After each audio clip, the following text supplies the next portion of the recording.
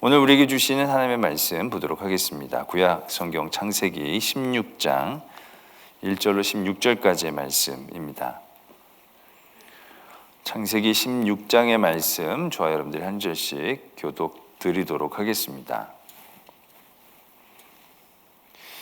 아브라함의 아내 사레는 출산하지 못하였고 그에게 한 여종이 있으니 애굽 사람이여 이름은 하갈이라.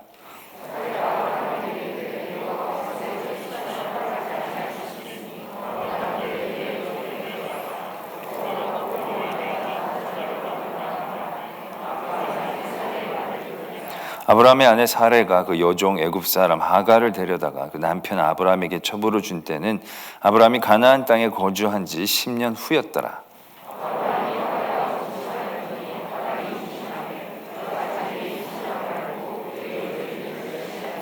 사레가 아브라함에게 이르되 내가 받는 모욕은 당신이 받아야 옳도다. 내가 나의 여종을 당신의 품에 두었거늘 그가 자기의 임신함을 알고 나를 멸시하니 당신과 나 사이에 여호와께서 판단하시기를 원하노라.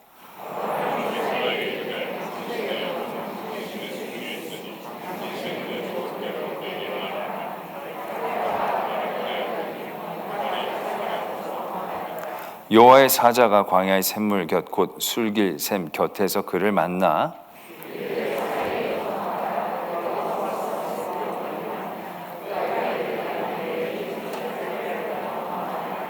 여호와의 사자가 그에게 이르되 내 여주인에게로 돌아가서 그 수하에 복종하라.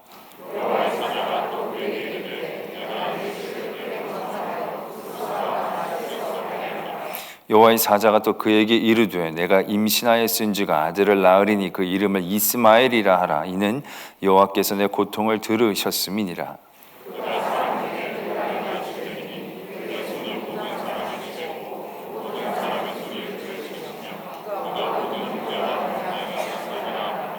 하갈이 자기에게 이르신 여호와의 이름을 나를 살피시는 하나님이라 했으니 이는 내가 어떻게 여기서 나를 살피시는 하나님을 배웠는고 함이라.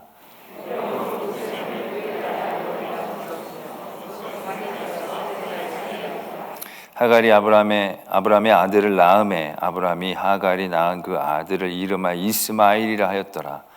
하갈이 아브라함에게 이스마엘을 낳았을 때에 아브라함이 86세였더라. 아멘. 하나님의 말씀입니다. 창세기 15장에 하나님께서는 아브라함에게 찾아가 주시고 아주 확실한 계약, 언약을 맺는 그 복을 주심을 우리가 지난주에 살펴보았습니다.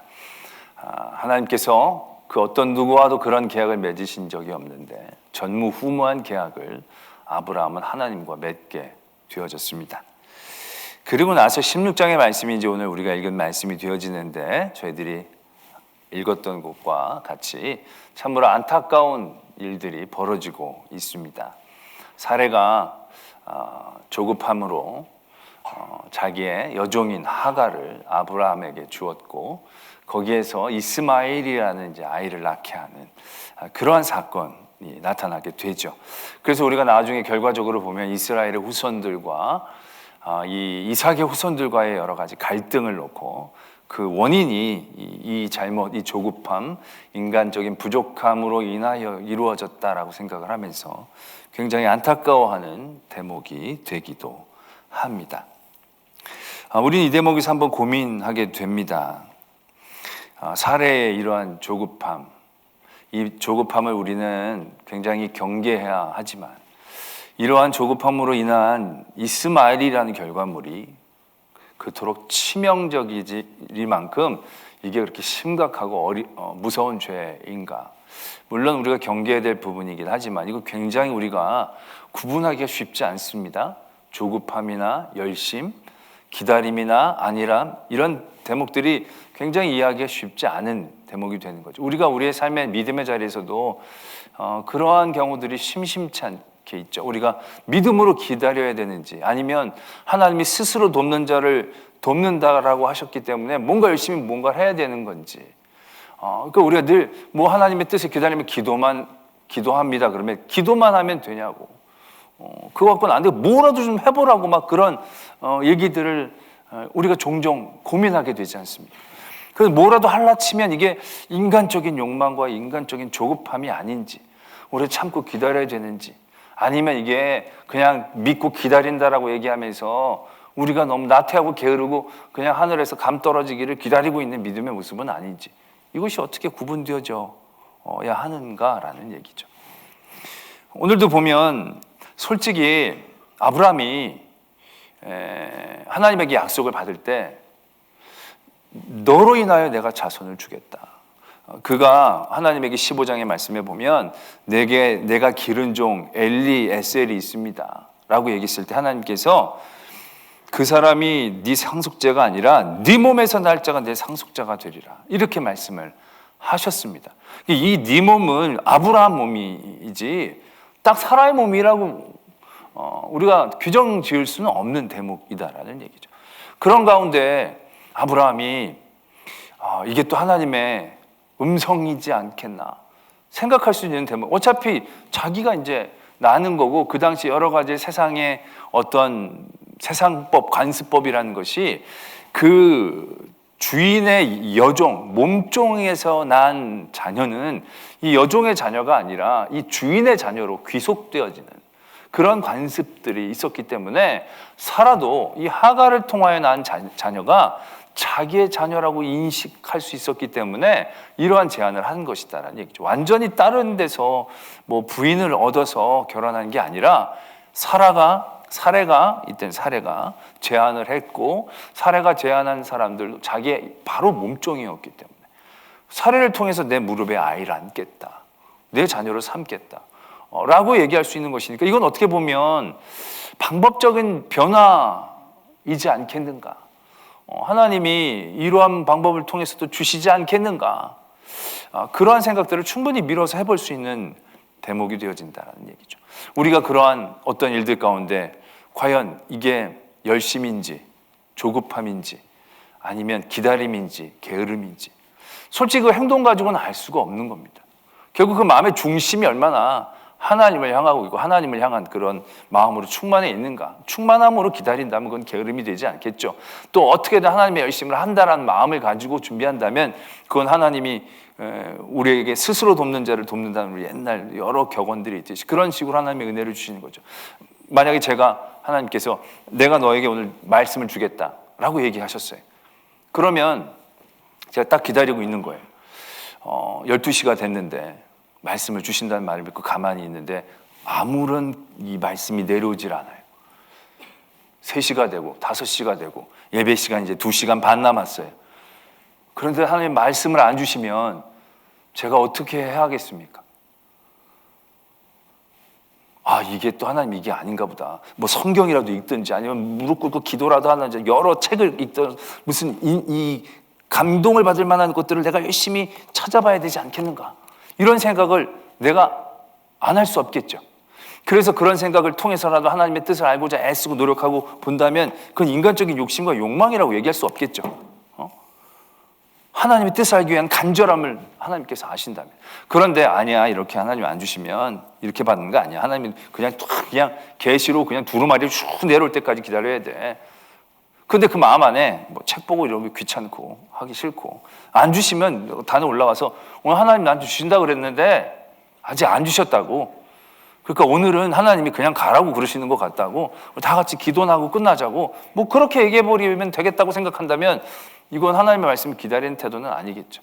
어떠한 행동을 나타내고 한다는 게 아니라 결국 그 마음의 중심이 어떤 것인지 그것이 굉장히 중요한 핵심이 되겠죠. 우리들이 하나님의 뜻을 기다린다라고 하면서도 인간적인 조급함이나 욕망으로 나선다면 그거는 열심이 아니겠죠. 조급함이겠죠.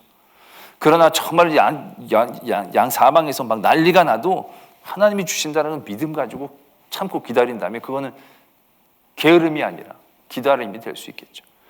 근데 오늘 우리는 말씀에서 아브라함은 하나님의 말씀을 들은 게 아니지 않겠느냐. 왜? 사라의 말을 들었다라고 이제 얘기를 말씀에도 적고 있으니까. 그리고 나중에는 또 이 하갈의 아이를 갖고 사라가 또 이 아브라함에게 막 또 그 분을 표하자 또 아브라함은 다시 알아서 하라고 이제 이야기하는 게 완전히 아내에게 끌려다니는 그런 아브라함의 모습을 보면서 이건 완전히 인간적인 모습으로 이루어진 그런 태도라고 우리는 그냥 싸잡아서 생각할 수 있다는 것입니다. 근데 여러분, 우리가 그렇게 아브라함을 곡해하기 이전에 이 창세기에서 적고 있는 아브라함의 이걸 뭐라고, 아브라함의 캐릭터라고 얘기해야 되나요? 그 아브라함의 모습을 우리는 다시 한번 들여다볼 필요가 있습니다. 성경에서 이 창세기에서 하나님께서 아브라함을 우리에게 보여주실 때 아브라함에게 보여지는 독특한 성격은 뭐냐면 철저한 믿음과 순종입니다. 딱 거기에 아브라함의 캐릭터가 딱 정해져 있어요. 여러분, 아브라함은요, 하나님 앞에 먼저 기도하고 간구한 적이 한 번도 없습니다. 쭉 한번 다시 읽어보세요. 아브라함이요, 하나님을 먼저 찾고 하나님 앞에 힘들어서 간구하고 이거 해달라고 저거 해달라고 얘기한 적이 한 번도 없어요. 딱 한 번 하나님하고 얘기하고 간구한 적이 있죠. 그때는 소돔과 고무라 성의 얘기예요. 근데 그때도요, 아브라함이 먼저 하나님을 찾아간 게 아니에요. 하나님이 아브라함을 찾아오셔서 내가 너에게 나의 계획을 얘기해 줘야겠다. 너는 내가 참 사랑하는 사람이기 때문에 내가 너한테 왜 숨기겠느냐. 그러면서 아브라함에게 그 얘기를 해주시는 가운데에서 아브라함이 듣고, 그러면 하나님 여기 의인 50명만 있으면 용서해 주시겠습니까? 이제 그런 딜이 되어진 거예요. 처음부터 그래요. 아브라함이 본토 친척 아비집을 떠나는 순종을 할 때도 아브라함이 하나님을 간구한 게 아니라 하나님이 아브라함을 찾아오셨어요. 가나안 땅에 들어갔을 때 가뭄을 만났어요. 가뭄을 만났을 때 아브라함이 하나님 밑으로 내려갈 거예요? 내려가지 말 거예요? 이렇게 물어보지를 안 했어요. 그냥 자기가 내려왔어요. 그리고 애굽에서 바로에게 아내를 빼앗겼을 때도 아브라함은 하나님 앞에 간구했다는 얘기가 없어요. 하나님 이게 뭡니까? 내 아내를 주십시오. 이런 얘기가 없어요. 롯하고 헤어질 때도 하나님 이걸 어떻게 헤어져야 지혜로운 겁니까? 이렇게 얘기를 하지를 않아요. 나중에도요, 이 모든 일도 그렇지만 나중에도 이스마엘을 쫓아내자라고 했을 때 아브라함의 모습은 근심하고 있었더라. 하나님 앞에 하나님 이 이스마엘을 어떻게 하면 좋겠습니까? 살해가지고 내쫓으라고 난리 났는데 너무너무 힘듭니다. 그래서 저거 내 새끼인데 어떻게 내가 보냅니까? 뭐 이렇게 기도하고 간구하지를 못했어요. 그냥 근심했을 때 하나님이 아브라함을 찾아가 주시는 거예요. 그리고 하나님이 아브라함에게 그걸 얘기를 해 주시는 거예요. 나중에 이삭을 바치할 때도 뭐 어느 하나 간구하고 하나님 앞에 매어달리고 부르짖고, 아브라함은 그런 캐릭터가 없어요. 그런 걸 보면서 깨닫는 놀라운 은혜가 있어요. 아브라함도 하나님 앞에 감히 간구하지 못했구나. 간구할 줄 모르는 게 아니라 간구할 수 없었기 때문이 아닐까. 왜 감히 내 같은 존재가 하나님에게 다 하나님이 이래라 저래야 되는데 내가 이것도 하나님 이스마엘 어떻게 해야 됩니까? 바로가 내 아내를 그런 걸 기도하고 간구할 엄두조차도 내지 못해. 아예 그 길을 모르고 있었더라고 생각하는 게 맞다는 거죠. 아브라함은요, 그냥 하나님이 찾아서 얘기하시면 믿었어요. 하라면 했어요. 그리고 아브라함이 한 건 제단을 쌓고 여호와의 이름을 부르며 예배한 것밖에 없어요. 그 이상의 믿음의 자리로 더 나아가지를, 믿음의 여러 행위들을 나아가지를 못한 아브라함이에요. 아브라함은 전적으로 수동적이었어요. 여기에서 하나님은 하나님의 택하신 사람들을 어떻게 이끄시는지를 우리가 분명하게 볼 수 있다는 거죠. 아브라함이 적극적으로 뭘 굉장히 잘 믿고, 물론 믿음의 좋은 행위들을 많이 있었죠. 그러나 굉장히 뜨겁게 부르짖고 붙잡고, 그러한 형태를 통하여 하나님이 아브라함에게서 아브라함을 택할 이유를 찾거나 아브라함이 더 의로워질 수 있는 어떤 자격들이 갖춰진 게 아니에요. 매주 말씀을 드리지만 그 모든 것들은 철저히 하나님께서 아브라함에게 다 제공해 주시는 거예요. 하나님이 아브라함을 진짜 멱살 잡고 이렇게 세워서 끌고 가시는 거예요. 그리고 하나님의 사람으로 조금씩 세워나가시는 과정이 창세기에서 만나는 아브라함의 이야기라고 얘기해도 무방하다는 얘기죠. 그렇다면 그런 아브라함의 캐릭터 속에서 오늘 이 하가를 맞이하는, 우리가 보면 대단히 인간적인 조급함과 하나님 앞에 물어보지 않고 하나님의 뜻대로 하지 않고 인간적인 생각들로만 끌려간 이 아브라함의 행태가 굉장히 죄스러운 것처럼 여겨지지만, 전반에 흐르는 아브라함의 캐릭터를 본다라고 한다면 이것이 철저히 인간적인 생각만으로 이루어졌다라고 우리가 정죄하기 쉽지 않은 부분이 되어진다는 얘기죠. 어떻게 보면 아까도 말씀을 드렸지, 꼭 사례라고 하나님이 이전에 얘기하신 건 아니거든요. 이 이후에 사라에게 그 약속을 해주시는 거죠. 그리고 그런 모든 일들 가운데 아브라함이 기도하지 않았다? 다른 더 결정적인 일들 가운데도 아브라함은 기도하지 못했어요. 하나님이 찾아오실 때까지 기다릴 수밖에 없었다. 그런 인생이었다는 얘기죠. 여기서 철저히 하나님 뜻을 저버리고 인간적인 생각에게만 아브라함이 쫓아갔다 얘기할 수 없다. 그 전에 소돔과 고모라 그 구원해낼 때, 전쟁할 때도요, 하나님 앞에 물어보고 갈까요 말까 이런 거 없었어요. 그냥 가는 거예요.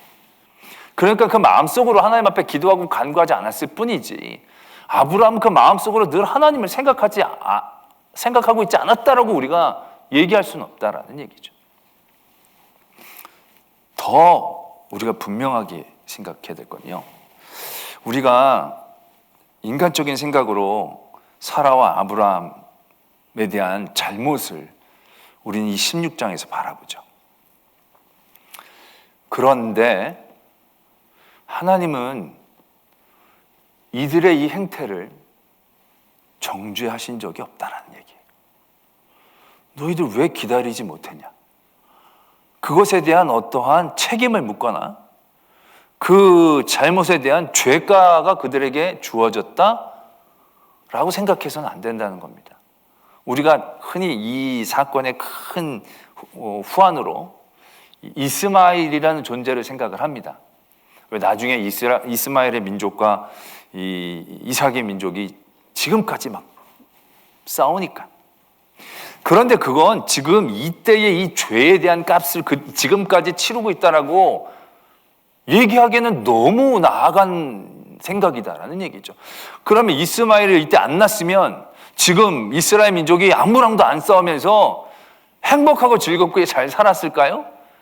그거 아니라는 얘기죠. 이때의 죄가가 지금의 결과가 아니라 지금은 지정학적으로 같이 옆에 있는 사람들끼리 이익으로 아둥바둥 싸우는 거예요. 나중에 보면요, 아브라함이 사라가 죽고 나서 결혼을 합니다. 그두라라는 후처를 얻어요. 그두라라는 그 다음 철을 다시 얻는 다음에 그 철을 통하여 자녀를 여럿 낳습니다. 근데 그 자녀의 후손 중에는 아수르 족속이 있습니다. 아수르 족속이. 그러면 아브라함에게 왜 결혼을 했냐? 사라가 죽었으면 수절하고 평생 살아야지. 왜 나라가지고 후환을 만드느냐? 이렇게 얘기할 수 있냐는 얘기죠. 아니, 그렇게 따진다라고 한다면 야곱에게 4 아내가 있었는데, 그래서 12지파인데 한 나라인데, 솔직히 나중엔 남북으로 나눠져가지고 남북끼리 싸우기도 하거든요. 그럼 그때 야곱이 왜 부인을 4명이나 앉아가지고 자기네들끼리 싸우게 만드느냐고. 그때 한 명만 했으면 안 싸우고 사이좋게 지냈을까요? 그거 얘기할 수 없다는 거죠. 또 나중에 보면 롯이 모압과 암몬 자손에 말하자면 일들이 생겨요. 롯의 딸들이. 그럼 그것도 아브라함의 잘못입니까? 그 옆에 싸우는 민족이 있으면 다 그 조상의 잘못으로 올라가는 겁니까? 우리는 너무 이스마엘을 확대 해석을 하는 경우들이 있어요. 그럼 이스마엘이 무슨 원흉처럼 생각하는 경우들이 많아요. 그러나 하나님은 이스마엘을 한 번도 원흉이라고 얘기하신 적이 없습니다. 오늘 말씀에도 보면 하갈에게 그렇게 얘기하세요. 이스마엘을 낳는데 들나귀 같이 하겠다. 그러면서 그의 손이 모든 사람을 치겠고 모든 사람이 손이 그를 칠지며 그가 모든 형제와 대항해서 살리라 하니라. 이제 우리가 이 말씀을 보면서 늘 싸우겠구만 이렇게 생각을 하는데, 그렇게도 이해를 할 수가 있긴 있지만 이 들나귀라는 표현이 있습니다. 들나귀라는 표현이 굉장히 험악하게 사는 그러한 삶의 표현으로 쓰여진 동물이냐? 아닙니다. 좋은 의미의 동물이에요.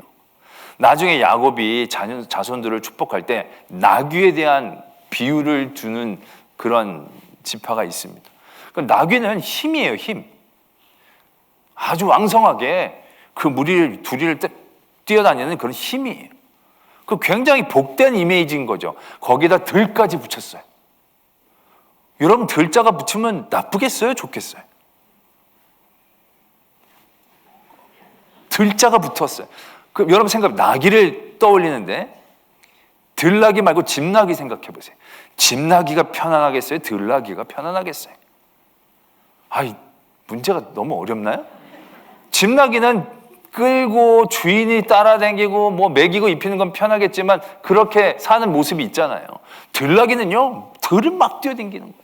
자기가 뛰어다니고 싶은 대로 뛰어다니고 막 날아다니는 대로 날아다니고 자유로움을 얘기하는 거죠. 들이라는 게. 이거 굉장히 좋은 의미라는 거예요. 그러면서 그 뒤에 서로 치겠다라는 얘기가 있는데, 솔직히 치겠다라는 얘기가 원어적인 표현이요, 두 가지 뜻을 같이 갖고 있다는 거예요. 하나는 치는 거고 하나는 잡는 거라는 거예요. 서로 치는 거지만 치고 나야 잡을 수가 있지 않겠습니까? 그러니까 이 원어적인 의미들을 부정적으로 보면 치는 걸로 볼 수 있고 긍정적으로 보면 잡는 걸로도 이해할 수 있다는 거예요. 근데 많은 사람들의 이미지가, 이 이스마엘에 대한 이미지가 워낙 좋지 않다 보니까 부정적으로 이 원어가 해석되어지면서 이렇게 표현되어지는 거죠. 그러니까 손을 잡는다라고 생각하면 굉장히 잘 지내는 거예요. 모든 사람들 화목하게 아주 자유롭게 만끽하면서. 친다는 것을 생각해도 이게 그렇게 나쁜 거라고 얘기할 수는 없는 거예요. 왜? 늘 맞고 압제당한 얘기는 아니잖아요. 그래도 맞으면 한 대 때리기도 하고 서로 딱 여러 사람하고 싸울 수 있다는 건 나름 들나귀 같은 힘이 있으니까 그렇게. 여러분들 부부싸움 하는 것도 에너지가 있어야 싸우지, 나중에는 에너지가 없으면 당할 수밖에 없잖아요. 여러 남편 된 분들이 싸울 때 살아있는 거지 싸우지 못할 때 되면 이미 그렇지 않습니까? 서로 친다는 건 살아있네, 이런 얘기를 할 수 있는 것이지 않겠습니까? 바로 그러한 이미지를 갖고 바라보게 된다면 하나님은 이스마엘을 저주한 적이 한 번도 없으신 거예요. 그 뒤로 나서도 보면 이스마엘이 낳고 나서도 이스마엘을 번성하게 12두령을 낳고 큰 나라가 되게 하고, 이거 어떻게 보면 이삭보다도 나은 거예요. 어떻게 보면.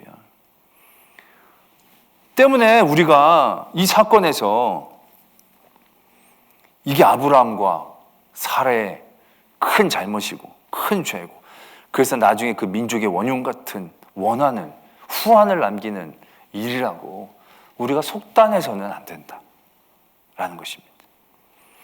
그렇다면 우리는 이 사건을 통해서 무엇을 바라볼 수 있어야 할까라는 것이죠. 이런 아브라함의 인간적인 모습, 사라의 어떤 인간적인 조급함들, 이러한 일들이 낳은 결과, 그러한 일들이 나는 결과로 가장 큰 값을 치르는 사람이 누굽니까? 잘못은 어떻게 보면 하나님 앞에 부족한 부분은 사라랑 아브라함이 한 거라고 생각할 수 있겠죠. 그러나 그런 사라와 아브라함의 잘못함으로 그 당대에서 가장 큰 죄값을 치르는 사람은 아브라함도 아니고 사라도 아니라는 겁니다. 하갈이라는 겁니다. 하갈이 무슨 잘못이 있습니까?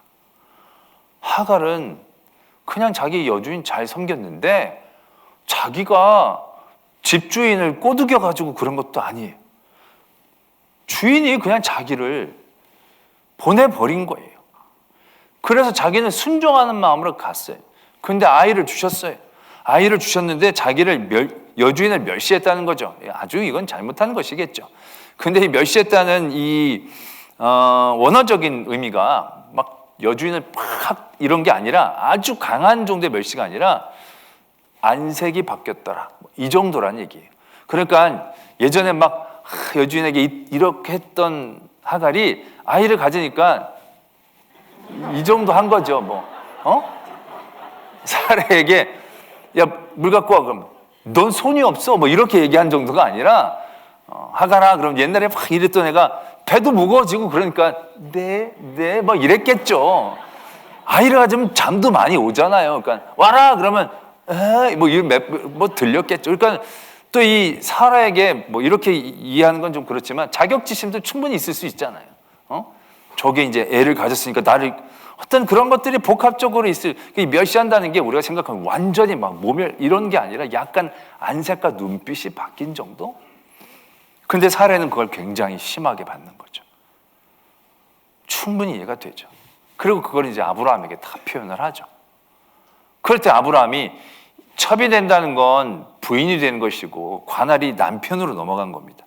그런데 그 자리에서 아브라함이 다시 관할을 아내에게 줘버리는 거죠. 네 종이다.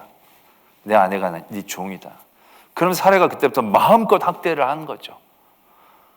굉장히 심하게 학대를 한 겁니다. 왜냐하면 아이 가진 여자가 이 광야에서 도망칠 생각을 했다는 것 정도는 웬만하면 참고 내가 애를 봐서라도 애 낳고 보자 뭐 이런 어떤 생각을 하셔서도 참을 수 있겠지만, 얼마나 학대를 했는지 아니면 이 하갈이 마음이 너무 약했는지 모르겠지만 도망쳐 뛰쳐나온 거예요. 어떻게 보면 이 상황 가운데서 잘못은 어떻게 보면 잘못이 있다라고 둘에게 있는데 가장 큰 죗값은 하갈이 치르고 있다라고 얘기해도 과언이 아닌 거죠.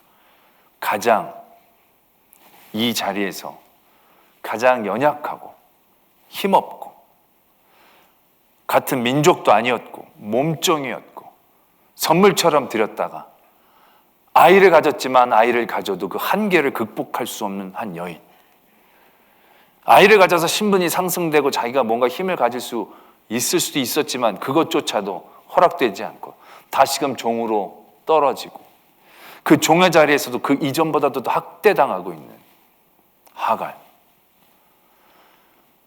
그 하갈이 어떻게 보면 자기가 무슨 죄가 있어요. 근데 그 죄값을 하갈이 치르고 있다라도 과언이 아니죠. 근데 이때 하나님이 나타나시는 거죠. 말씀에 보면 사레가 하갈을 학대하였더니 하갈이 사레 앞에서 도망하였더라.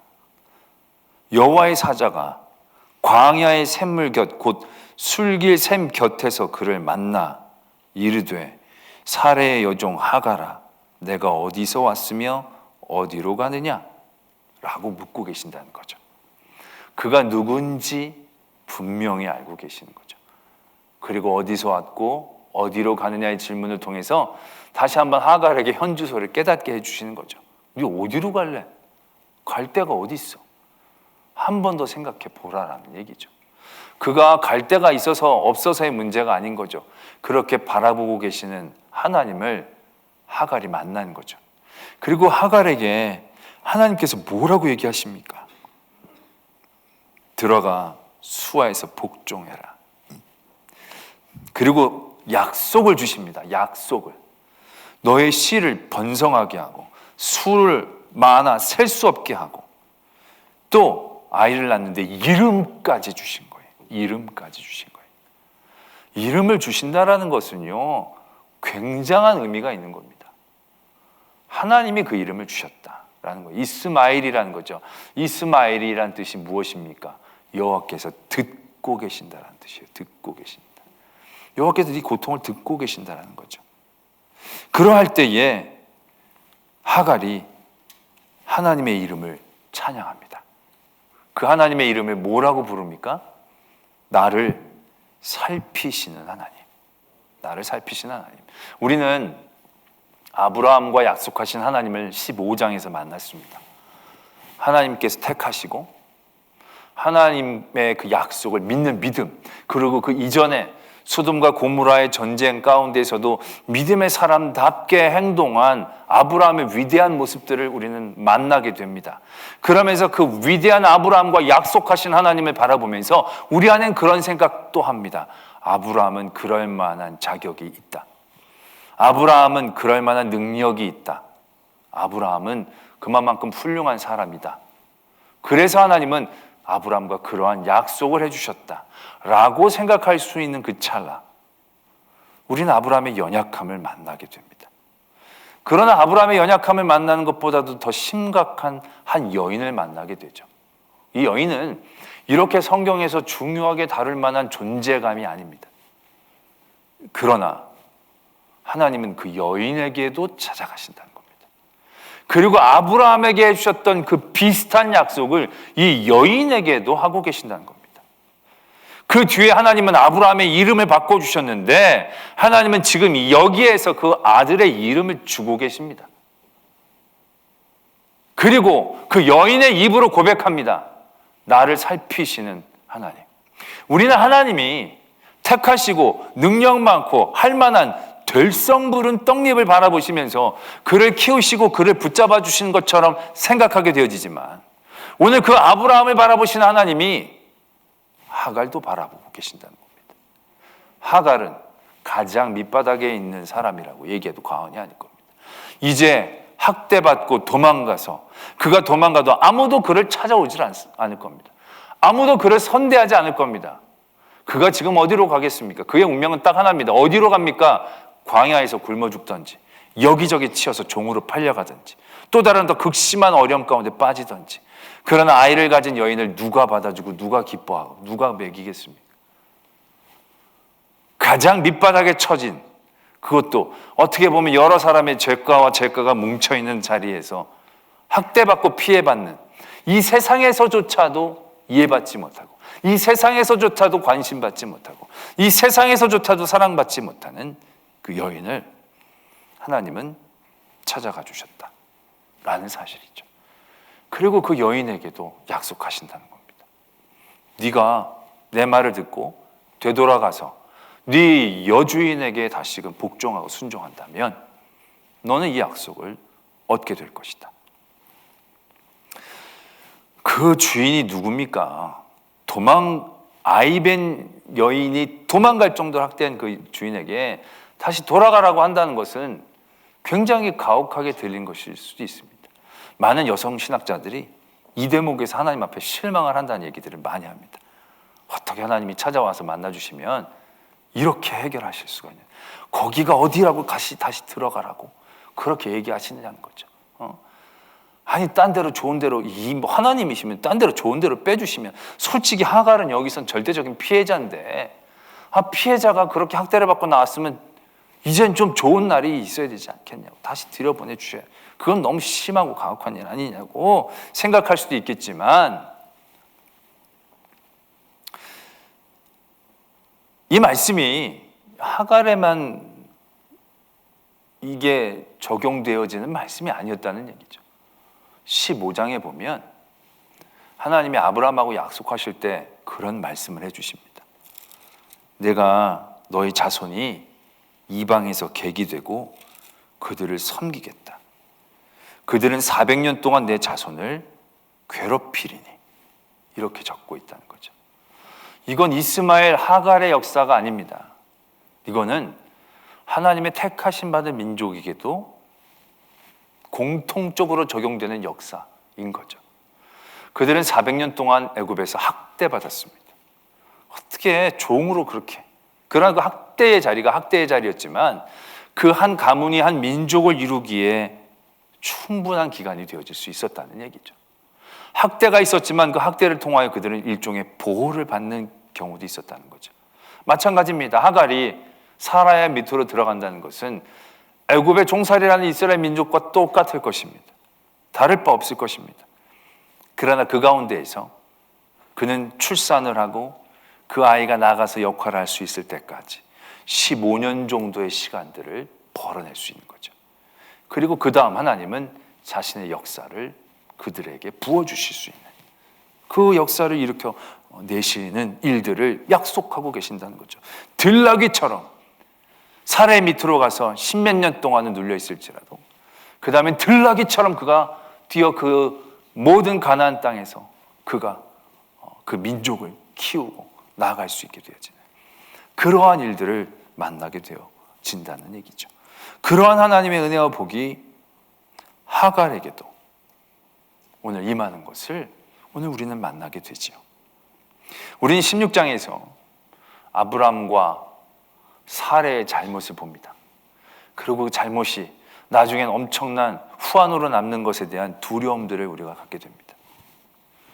그러나 이 16장에서 나타나는 하나님은요, 그렇게 수천 년 동안 하나님 앞에 제대로 믿지 못하면 후환을 주셔서 끝까지 괴롭히신다고 우리에게 경고를 하신 하나님이 아니시다라는 겁니다.